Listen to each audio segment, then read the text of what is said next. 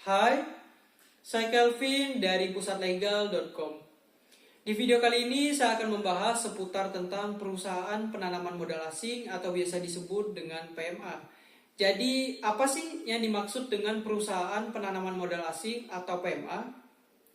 Perusahaan PMA adalah bentuk badan usaha yang didirikan di Indonesia dengan menggunakan sebagian atau seluruh modal yang berasal dari investor asing, baik itu individu, badan usaha, atau pemerintah dari suatu negara.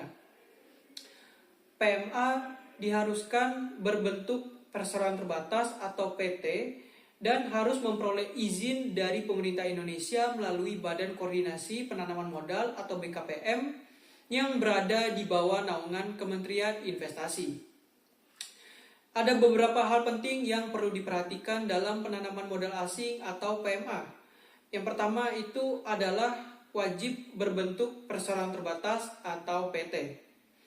Seperti yang sudah saya jelaskan sebelumnya, PMA diharuskan atau diwajibkan berbentuk perseroan terbatas atau PT sesuai dengan hukum yang ada di Indonesia dan berdomisili di Indonesia.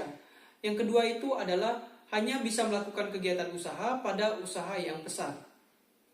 PMA hanya bisa melakukan kegiatan usaha pada usaha yang berskala besar saja dan tidak dimungkinkan untuk melakukan kegiatan usaha pada usaha yang berskala mikro, kecil, dan menengah.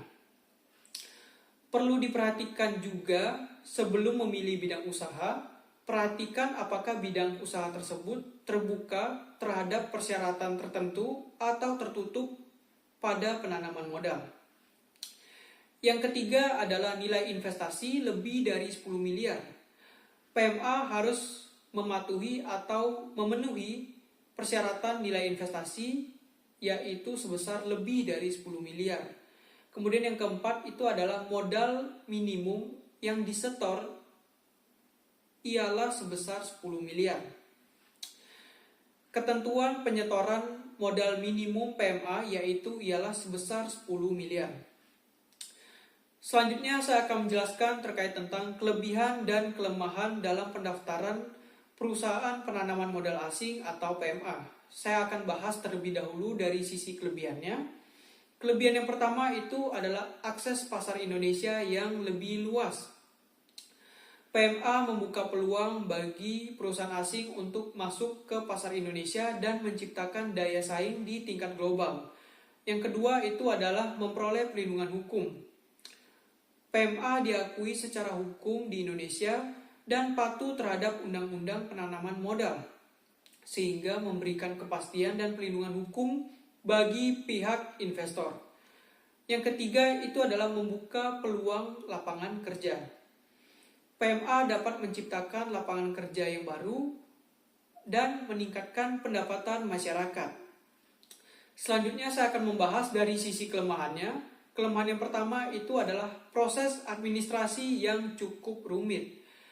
Pendaftaran dan perizinan bagi sebagian investor asing itu masih dianggap cukup rumit, terutama bagi mereka yang belum familiar dengan sistem OSS. Kemudian yang kedua itu adalah resiko perubahan regulasi. Peraturan investasi bisa berubah sewaktu-waktu dan tentunya itu akan berpengaruh terhadap keberlangsungan usaha PMA. Yang ketiga adalah pembatasan bidang usaha. Tidak semua sektor 100% terbuka untuk PMA. Ada sektor yang mewajibkan kemitraan dengan lokal dan ada juga yang tertutup dengan pihak asing.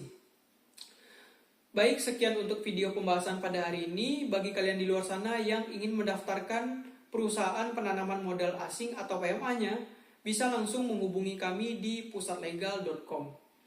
Saya ucapkan terima kasih bagi kalian yang sudah menyaksikan video pembahasan pada hari ini dan sampai jumpa di video selanjutnya.